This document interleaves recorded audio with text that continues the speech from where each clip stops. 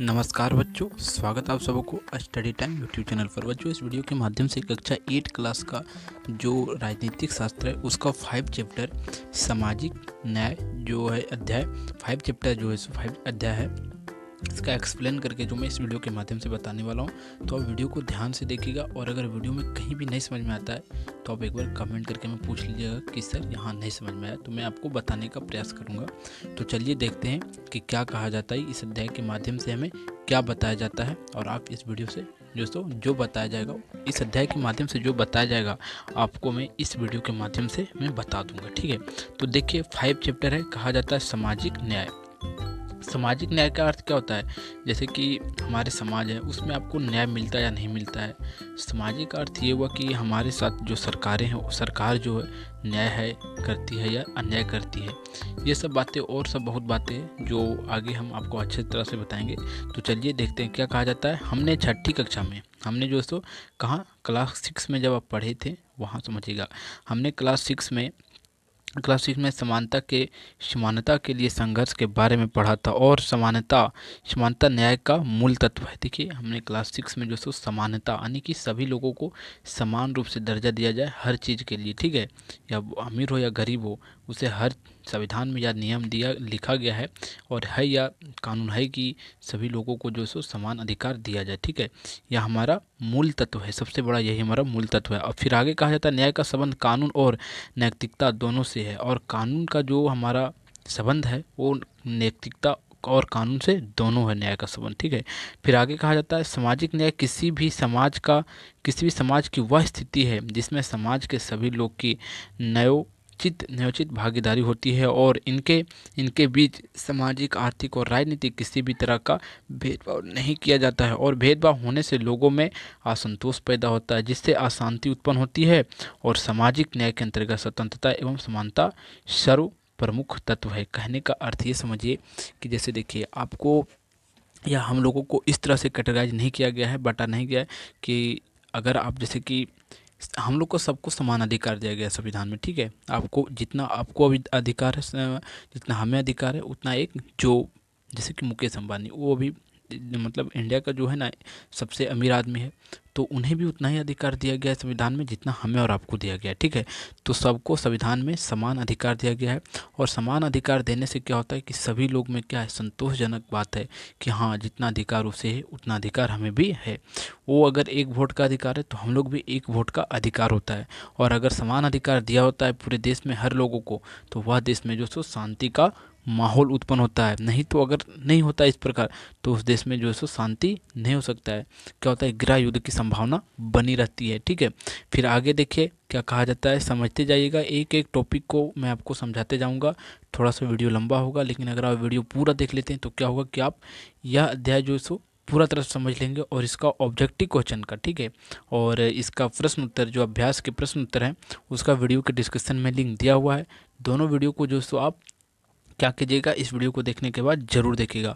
और खास कर इसका ऑब्जेक्टिव क्वेश्चन का, क्योंकि आपके क्लास 8 का जो बोर्ड होता है उसमें ज़्यादा से ज़्यादा ऑब्जेक्टिव क्वेश्चन पूछा जाता है। ठीक है, तो आप ऑब्जेक्टिव क्वेश्चन को खास करके ज़्यादा से ज़्यादा फोकस कीजिएगा। और इसके अंतर्गत जितने भी ऑब्जेक्टिव क्वेश्चन बनने वाले थे मैंने उस वीडियो के माध्यम से सभी ऑब्जेक्टिव क्वेश्चन को कवर किया है, तो सभी ऑब्जेक्टिव क्वेश्चन को आप ध्यान से देखिएगा। ठीक है, देखिए आगे कहा जाता है सामाजिक न्याय के तत्व। सामाजिक न्याय जो हमारे साथ होता है उसका क्या तत्व है। कहा जाता है सामाजिक न्याय के लिए निष्पक्ष आवश्यकता है। सही अगर आप किसी के यहाँ जाते हैं फैसला में, अगर देखिए गांव में होता है मुखिया होता है, ठीक है, या सरपंच होता है, जो भी होता है, तो अगर आप किसी के घर लड़ाई हो जाता है या झगड़ा हो जाता है या ज़मीन के मामले में जाते हैं, तो अगर आप निष्पक्ष नहीं दिखाएंगे यानी कि एक तरफ पक्ष लेंगे, किसी की तरफ पक्ष ले रहे हैं और किसी तरफ नहीं लेंगे, तो वह जो सो वहाँ जो सो वह पूरा तरह से क्या होता है, वह फैसला नहीं हो पाता है। तो निष्पक्ष यानी कि किसी का भी पक्ष ना लेकर दोनों तरफ के बात सुनकर जो हमें निर्णय दिया जाता है उसे हम निष्पक्ष कहते हैं। ठीक है, तो जो हमारा कानून है वो हमें निष्पक्ष जो क्या करता है, फैसला सुनाता है। जैसे कोर्ट में निष्पक्ष फैसला सुना के अगर कोई व्यक्ति जो हत्या किया रहता है तो उसे मर्डर की यानी कि उसकी फांसी की सज़ा दिया जाता है। तो निष्पक्ष यानी कि किसी की पक्ष नहीं लिया जाता है, जो प्रूफ मिलता है, जो सबूत मिलता है उसके उसके आधार पर जो सो लोगों को सजा दिया जाता है। फिर आगे है, कहा जाता है तीसरे अध्याय में आपने कानून के शासन के बारे में जाना है। और जो थर्ड अध्याय था उसमें मैंने आपको जो सो कानून के शासन के बारे में बताया है। और अगर आप कानून के शासन के बारे में आपको नहीं पता है तो वीडियो के जो हमारा चैनल है उसका प्लेलिस्ट में आप जो सो एक बार विजिट कीजिएगा। आपको वहाँ सभी का जो सो रिलेटेड इसका मतलब प्रश्न उत्तर का है, और जो सो आपके इस पूरा जो बुक है आपका सामाजिक शास्त्र का या राजनीतिक शास्त्र का, इसका पूरा वहाँ प्लेलिस्ट बना हुआ है, आप वहाँ से अच्छा तरह से देख सकते हैं। तो एक बार आप प्लेलिस्ट हमारा देखिए। प्लेलिस्ट देखने के लिए आप हमारे किसी भी वीडियो से आके जो सो प्लेलिस्ट चेक कर सकते हैं। तो देखिए प्लेलिस्ट चेक करने के लिए हमारा चैनल का, आपको किसी भी प्रकार का वीडियो आया है हमारा चैनल का रिलेटेड, तो आप यहाँ जो सो क्या कीजिए, उस पर क्लिक कीजिए। ठीक है, आप यहाँ क्लिक करेंगे तो आप देखेंगे हमारा चैनल पे जो है स्टडी टाइम ये जो सो खुल गया है। ठीक है, आप देख सकते हैं यहाँ आपको स्टडी टाइम लिखाते हुए दिख रहा होगा। अब आगे क्या करते हैं, देखिए यहाँ आता है आपको वीडियो, देखिए वीडियो है, शॉर्ट्स है, होम पेज है, और यहाँ पोस्ट है, और यहाँ आपको एक दिख रहा होगा प्लेलिस्ट। तो आपको क्या करना है, सीधा सीधा प्लेलिस्ट पर आना है। ठीक है, देखिए प्लेलिस्ट पर आइएगा आप, और प्लेलिस्ट पर आके आप क्या कीजिएगा, देख सकते हैं आप क्लास 7 का साइंस का प्लेलिस्ट बना हुआ है पूरा अध्याय का। फिर उसका आंसर का, क्वेश्चन आंसर का बना हुआ है। फिर इसी प्रकार क्लास 8 का, फिर क्लास 8 का क्वेश्चन आंसर का विज्ञान का है। फिर आप देख सकते हैं क्लास 8 का हिंदी का है, और इस प्रकार क्लास 6, 7 सबका जो सो प्लेलिस्ट यहाँ बना हुआ है। और आप किसी भी प्लेलिस्ट को ओपन कीजिएगा, देखिए इस प्लेलिस्ट को ओपन करते हैं तो इसमें जो सो आपको पूरा सीरियल बाय सीरियल सभी अध्याय के जो सो वीडियो आपको मिलते चले जाएंगे। तो इस प्रकार यहाँ से आप अगर देखते आके तो आपको भी सुविधा होगा, और आपको कहीं और जाने का जो है सो ज़रूरत नहीं पड़ेगा और वीडियो में। ठीक है, तो आप देख सकते हैं ये क्लास 8 का साइंस का है। तो यहाँ से आप देख सकते हैं प्रश्न उत्तर का पूरा वीडियो जो है सो सीरीज बाय सीरीज यहाँ डला हुआ प्लेलिस्ट में। तो आप प्लेलिस्ट को आकर एक बार जरूर देखिएगा। आपने प्लेलिस्ट देख लिया है, तब वहाँ से आप जो इसका थर्ड चैप्टर है वो भी आप देख लिए होंगे। ठीक है, फिर आगे कहा जाता है कानून के रूप में कई व्यक्ति नहीं है, कोई व्यक्ति नहीं है। कानून निष्पक्ष रूप से सभी के साथ एक समान व्यवहार करता है। और कानून जो हमारा है सभी के साथ निष्पक्ष रूप से क्या करता है, जो सो व्यवहार करता है हमारा। इस प्रकार से जो कानून में नियम दिया गया है। फिर आगे कहा जाता है हमारे समाज में असमानता व्यक्त होता है। यह अनेक आदिवासी, दलित,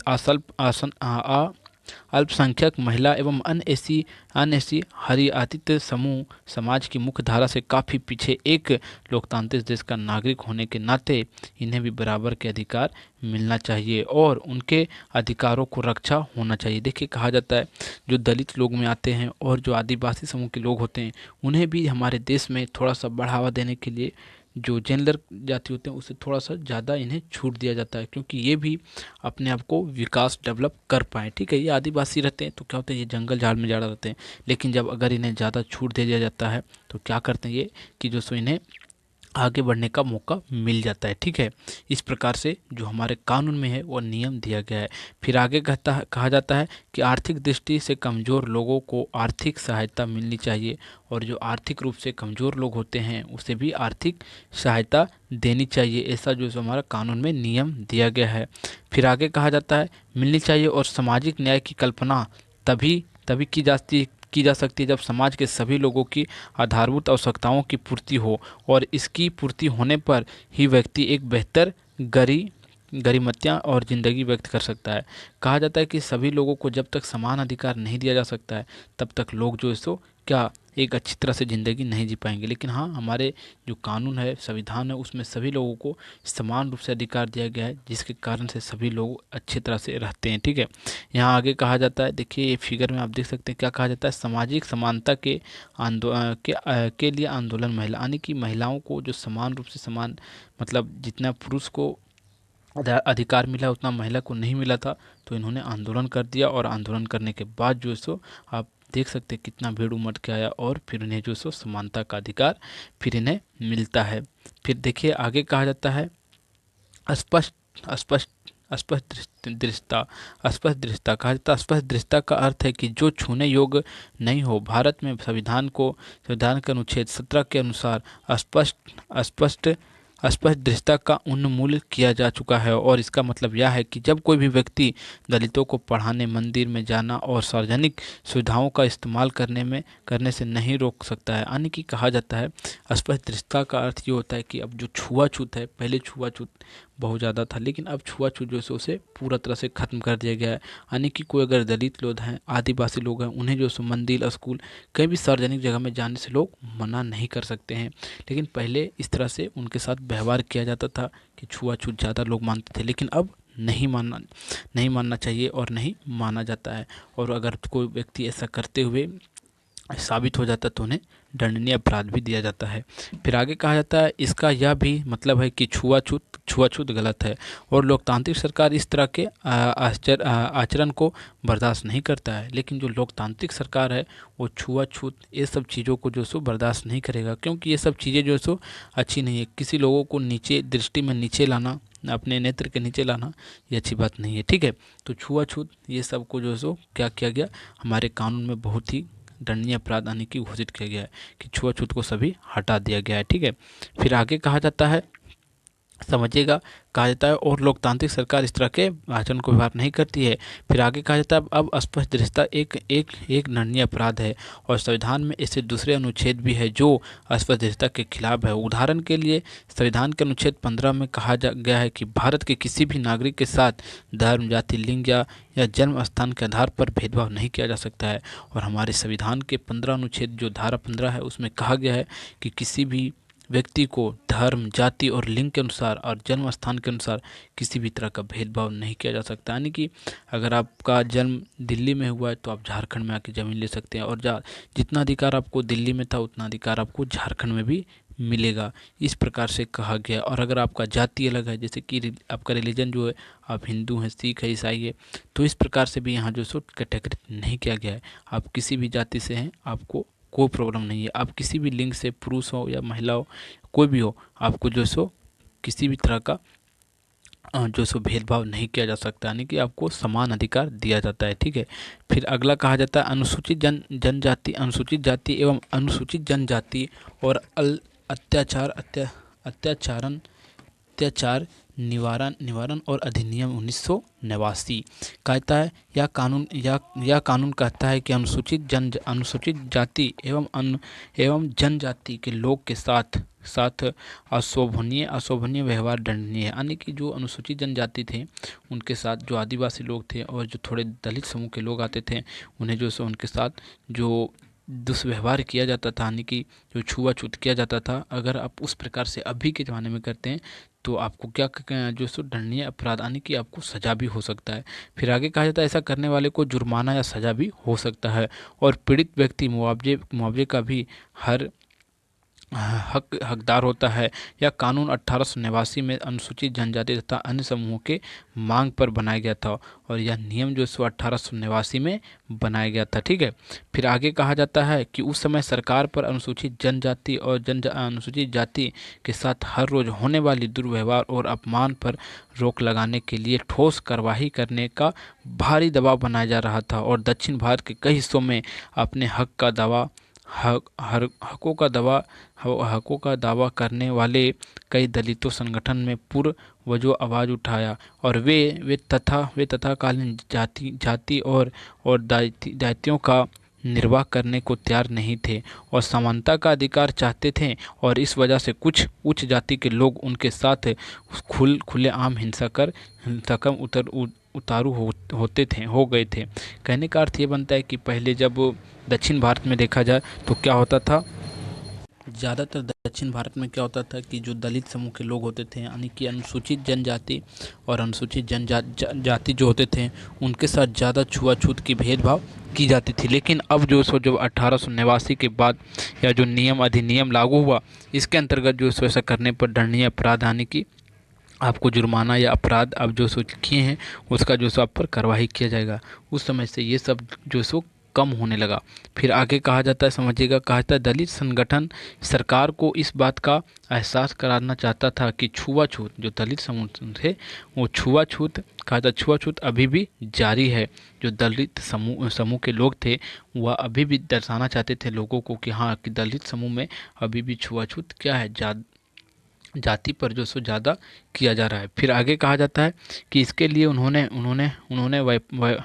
व्यापक अभियान चलाया और उनका उनका दबाव इस बात के लिए था कि नए कानून के अनुसूचित जाति के साथ होने वाले विभिन्न प्रकार की हिंसा की सूची बनाई जाए और इस तरह के अपराध करने वाले के लिए कठोर सजा का प्रावधान किया जाए और इस प्रकार अनुसूचित जनजाति के बीच समानता एवं अपनी अपनी जमीन को पुनः प्राप्त करने के लिए संगठित होकर आंदोलन किया। कहने का अर्थ ये बनता है कि जब इस प्रकार लोग जो थे, जो अनुसूचित जनजाति के लोग थे, और लोगों को दिखाने मतलब सरकार को दिखा रहे थे कि देख सकते हैं आपकी छुआछूत अभी भी क्या है, जारी है।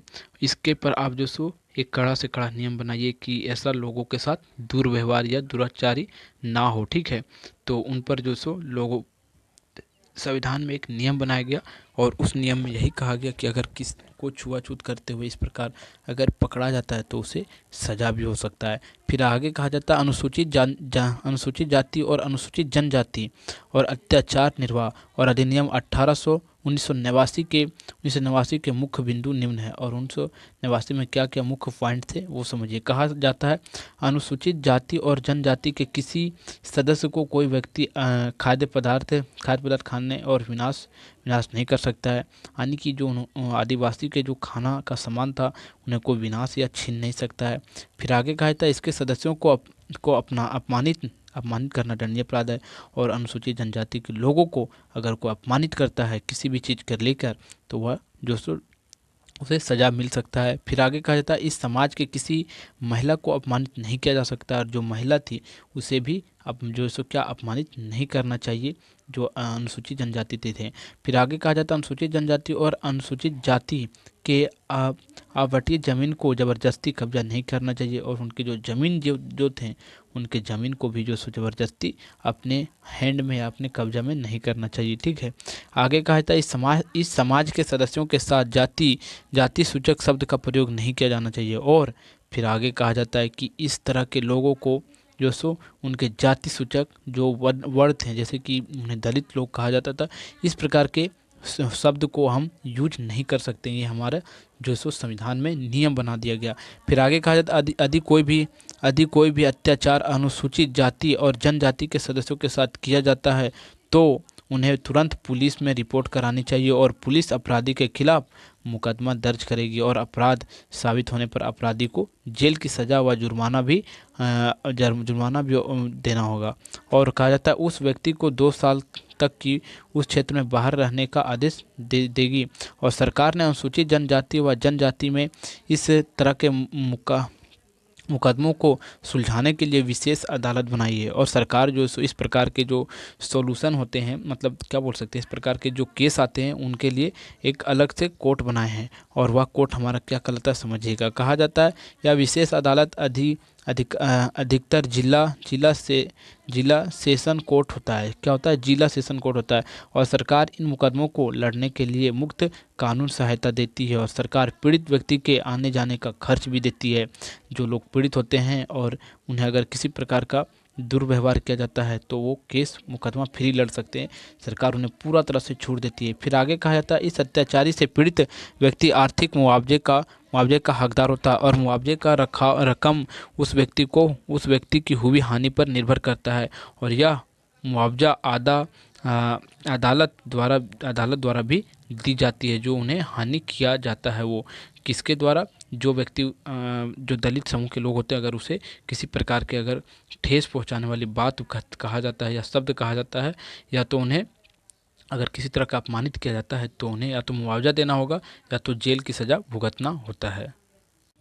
अब आगे देखते हैं। देखिए अगला टॉपिक हमारा है हसियाकरण। देखिए कहा जाता है यह कॉपियों के जिन पन्नों पर लिखते हैं उनकी बाईं ओर खाली जगह होती है। सही बात है। आप कॉपी में मान लीजिए कि देखिए इस तरफ हम लोग लिखते हैं, ठीक है, क्या करते हैं, हमारा जो कॉपी होता है हम इस तरफ लिखते हैं, लेकिन इस तरफ क्या होता है, हमारा खाली जगह होता है। समझिएगा क्या कहने का मतलब, हमें कॉपी के खाली जगह से क्या समझाना चाहता है, ठीक है, बुक, और जो इसके लिखने वाले हैं राइटर वो क्या समझाने का प्रयास करते हैं, समझिएगा।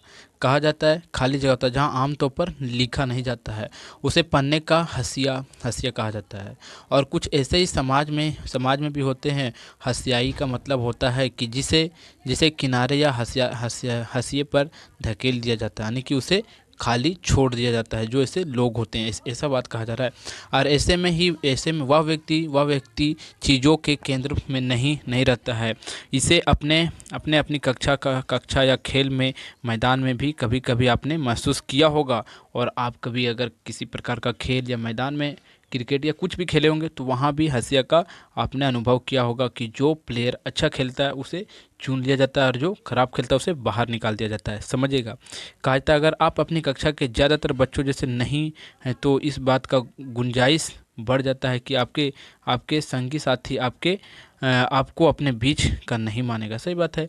जैसे कि समझिएगा, स्कूल में आप पढ़ते होंगे तो आपके क्लास में कोई तेज बच्चा होगा और कोई कमज़ोर होगा। तो पढ़ने में जो तेज होगा उसका ग्रुप आप देखेंगे कि वो अपने ग्रुप के साथ रहता है, जो तेज बच्चा है उसके साथ रहता है। लेकिन जो पढ़ने में कमज़ोर है वह अपने ग्रुप के साथ रहता है। यानी कि जो बदमाश है वो बदमाश के ग्रुप में रहेगा। यानी कि हर चीज़ का ग्रुप होता है, ठीक है, आप समझते जाइएगा। तो इस प्रकार का ग्रुपिंग हर जगह चलता है, ठीक है। तो अगर आप जैसे कि आप अच्छा बच्चा है और आप बदमाश पास चले जाएंगे तो आपको बदमाश बच्चा सब निकाल देगा, ठीक है। क्यों निकाल देगा? क्योंकि आप अच्छा हैं। नहीं तो आपके पास अगर बदमाश आ जाएगा तो आप बदमाश को निकाल देंगे क्योंकि आप अच्छा है, ठीक है। लेकिन अच्छा बनने का ही ज़्यादा से ज़्यादा प्रयास कीजिएगा। फिर आगे कहा जाता है यह महसूस होता है। आगे का कहा जाता है कक्षा की तरह समाज में भी ऐसे समूह या समुदाय जिनके इस तरह के देख इसके बे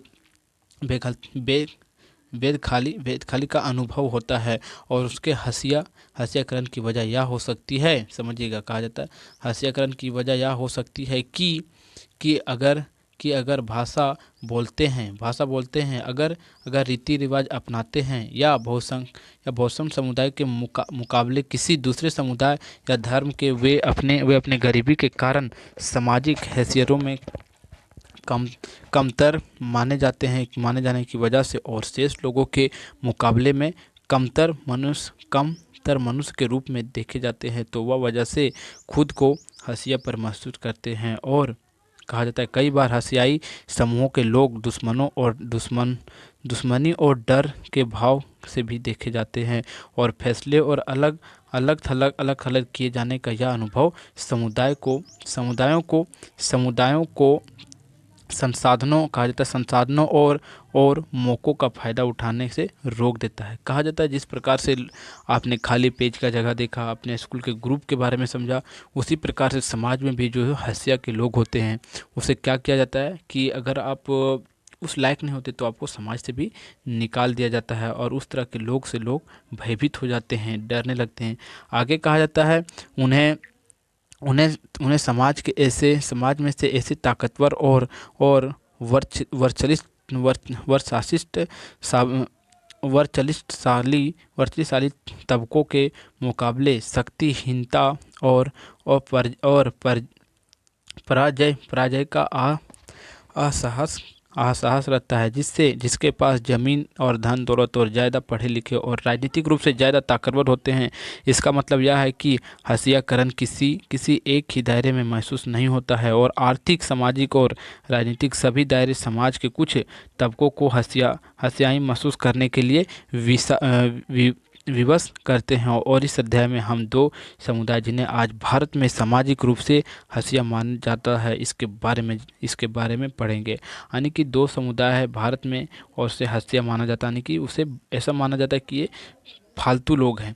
इस प्रकार के दो समुदाय हैं, उसके बारे में आगे हम अभी जानेंगे, समझिए। देखिए क्या कहा जाता है जनजाति और हंसियाकरण। कहता अनुसूचित जनजाति शब्द का अर्थ है मूल निवासी। ये समुदाय जंगल के साथ जीते हैं। जो अनुसूचित जनजाति होते हैं वो अधिकतर अपना जो जिंदगी है वो जंगल में ही आप क्या करते हैं व्यर्थ बिताते हैं, ठीक है। और आगे कहा जाता है और आज भी इस तरह ही जी रहे हैं। भारत के लगभग 8% आबादी अनुसूचित जनजाति की है और झारखंड में लगभग 26% आबादी अनुसूचित जनजाति है। और पूरा झारखंड में देखा जाए तो झारखंड में पूरा 26% आबादी ऐसा है जो अभी भी जंगल में निवास करते हैं, जो अनुसूचित जनजाति और अनुसूचित जाति के अंतर्गत आते हैं। आगे कहा जाता है देश के बहुत सारे महत्वपूर्ण खनन एवं औद्योगिक क्षेत्र अनुसूचित जनजाति इलाकों में आते हैं। सही बात है, हमारे जो देश है उसके अंतर्गत उदाहरण के लिए जमशेदपुर, बोकारो और भिलाई भिलाई सरायकेला और भारत में 500 से ज़्यादा तरह के आदिवासी समूह हैं। और अगर भारत में पूरा अगर देखा जाए आदिवासी के समूह तो 500 से भी ज़्यादा आदिवासी के समूह हैं। कहा जाता है झारखंड में 32 अनुसूचित जनजाति है निवास करती है और अनुसूचित जनजाति समाज के बिल्कुल अलग दिखाई देते हैं क्योंकि उनके भीतर उच्च नीच का फर्क बहुत कम होता है और इसी वजह से ये समुदाय जाति वर्ण और आधारित समुदाय का राजाओं के शासन में रहने वाले समुदाय के बिल्कुल अलग है। और आगे कहा जाता है अनुसूचित जनजाति के बहुत सारे जनजाति धर्म होते हैं और उनके धर्म इल्हम हिंदू और ईसाई आदि धर्मों के से बिल्कुल अलग होते हैं। जो अनुसूचित जनजाति के लोग होते हैं वह ना इस्लाम के धर्म मानते हैं, ना ही हिंदू का धर्म मानते हैं और ना ईसाई का धर्म मानते हैं। इनका धर्म भी जो सो पूरा तरह से अलग होते हैं क्योंकि ये जंगल में रहते हैं तो ज़्यादा भील आपने सुना होगा, भील लोग ही ज़्यादा होते हैं। आगे कहा जाता है ये अक्सर अपने अपने पूर्वजों की गांव और प्रकृति की उपासना करते हैं और अनुसूचित जनजाति अपने आसपास के बौद्ध और ईसाई धर्म का सख्त वैष्णव भक्त आदि पंथों में भी प्रभावित होते रहते हैं। कहा जाता है कि ये जो सो अधिक से अधिक अगर बौद्ध धर्म देखा जाए तो उन्हें मानते हैं और ईसाई धर्म को ज़्यादा से ज़्यादा मानते हैं। फिर आगे कहा जाता है यह भी सच है कि अनुसूचित जनजाति के धर्म का आसपास से प्रचलित प्रभावशाली धर्म भी है और असर पड़ रहा है और 19वीं सदी में बहुत सारे अनुसूचित जनजाति में ईसाई धर्म अपनाया और बहुत ज़्यादा जो हमारा आदिवासी के समूह है, जो अनुसूचित जनजाति के लोग हैं वह ज़्यादा से ज़्यादा जो सो ईसाई धर्म को अपनाए। ठीक है, आगे देखिए क्या कहा जाता है, समझिएगा। कहा जाता है अनुसूचित जनजाति की अपनी भाषाएं भी रहती है और उनमें से ज़्यादातर संस्कृति से बिल्कुल अलग होता है और संभवतः उनकी उतनी ही पुरानी है। और कहा जाता है उनकी जो भाषा होती है वो भाषा भी बहुत पुरानी होता है। आपने झारखंड में सुना होगा, अगर आपके मित्र होंगे तो वहाँ आपने देखा होगा कि वो मुंडारी बोलते हैं और अन्य प्रकार की भाषा बोलते हैं जो कि हम लोगों को अधिकतर वह भाषा समझ में नहीं आ पाता है। ठीक है, क्योंकि वो लोग अपने से वह भाषा जो सो बनाए हैं। आगे कहा जाता है इन भाषाओं के बंगाल जैसी मुख्य धारा की भारतीय भाषाओं की अगेरी तौर पर प्रभावित किया जाता है और इसमें संथाली बोलने वाली भी संख्या सबसे ज़्यादा है। अगर सबसे ज़्यादा अगर उस भाषा में देखा जाए जो अनुसूचित जनजाति के लोग बोलते हैं उसमें ज़्यादा से ज़्यादा संथाली भाषा का ज़्यादा उपयोग किया जाता है। ठीक है, फिर आगे कहा जाता है देखिए कहा जाता है कि बोलने वाले संख्या ज़्यादा होता है और उनकी अपनी पत्र पत्रिका निकलती है और इंटरनेट पर भी उनकी पत्रिका मौजूद होती है। यानी कि उनकी जो मतलब पूर्वज की जो क्या बोल सकते हैं ज़मीन की जो कागज वगैरह होती है उनकी जो सो वह इंटरनेट पर भी उपलब्ध आपको मिल सकती है। आगे कहा जाता है जनजाति और विकास। भारत में भारत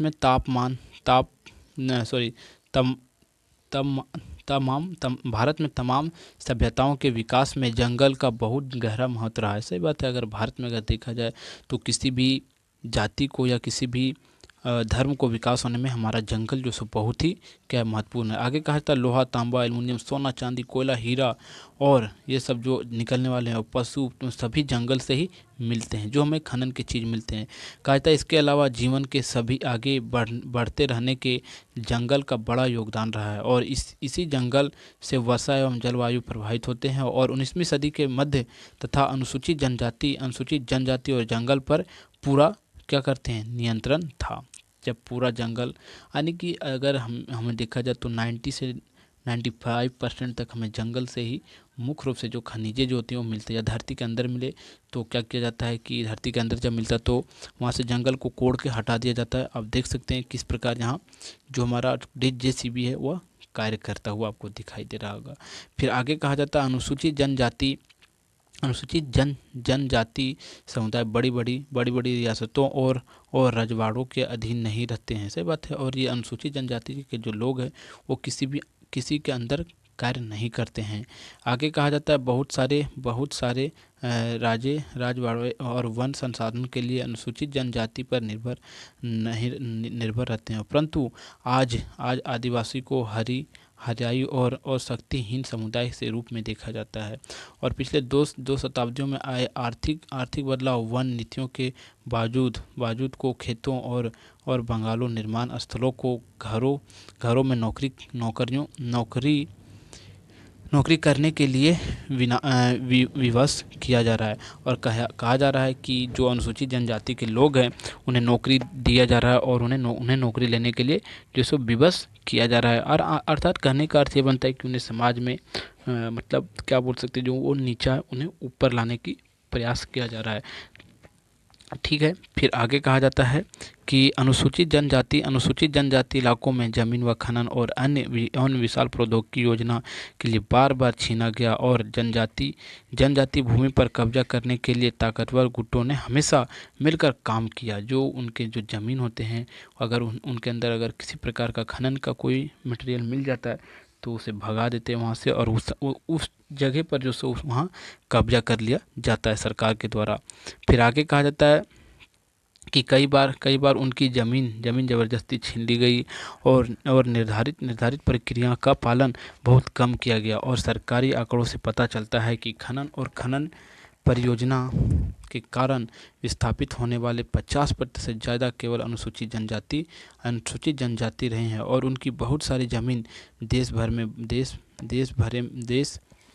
भर में बनाए गए सैकड़ों बांधों के जलाशय में डूब चुकी है। और इसके अलावा भारत में 54 राष्ट्रीय पार्क और 372 वन जीव अभयारण्य के ऐसे इलाके हैं जहां मूल रूप से अनुसूचित जनजाति रहा करते थे। अब वह जो सो क्या कर लिया गया, छीन लिया गया। कहने का अर्थ ये बनता है कि जैसे कि डैम बनाया जाता है, कहीं खनन का कोई जैसे कि कोयला निकलता है, अभ्रक निकलता है और प्रकार की चीज़ें निकलती है, तो ये सब ज़्यादा जंगली क्षेत्र में होता है। तो वहाँ जंगली क्षेत्र में क्या होता है कि जो आदिवासी लोग होते हैं वहाँ रहते हैं और उसे वहाँ से फिर विस्थापित करके आने की वहाँ से भगा के उन्हें जो है सो क्या किया जाता है कि वहाँ जो खनन का कार्य किया जाता है और वहाँ से जो मटेरियल होता है, जो हमें धातु निकलता है या जो हमें क्या बोल सकते हैं, जो हमें मटेरियल मिलता है उसे निकाल के उसे जो सो बेचकर उसे क्या करते हैं, मुनाफा सरकार कमाता है। और इस प्रकार से उनके साथ जो सो पूरा तरह से अन्याय हो रहा है। ठीक है, अब अगला हमारा टॉपिक है अल्पसंख्यक और हरियाकरण। अल्पसंख्यक और हरियाकरण। ठीक है, कहा था अल्पसंख्यक शब्द आमतौर पर ऐसे समुदाय के लिए इस्तेमाल किया जाता है जो संख्या की दृष्टि से बाकी आबादी के मुकाबले बहुत कम है। सही बात है, लेकिन यह अवधारण केवल संख्या के सवाल तक ही सीमित नहीं है। इसके ना तो केवल सत्ता और संसाधनों तक पहुँचती है जैसे मुद्दे जुड़े हुए हैं, बल्कि इसके सामाजिक और सांस्कृतिक अभ्यास भी हैं। और भारतीय संविधान इस बात को मानता है कि बहुमूल्य समुदाय की संस्कृति समाज और सरकार की अभिव्यक्ति को प्रभावित कर सकती है। और इस प्रकार से यह अध्याय जो है पूरा तरह से समाप्त होता है। अगर आपको वीडियो अच्छा लगा हो तो आप वीडियो को लाइक कर दीजिएगा और हमारे चैनल पर अगर आप नए हैं तो चैनल को सब्सक्राइब करके जाइएगा। तो फिर मिलते हैं आपको एक नए वीडियो में, तब तक के लिए जय हिंद।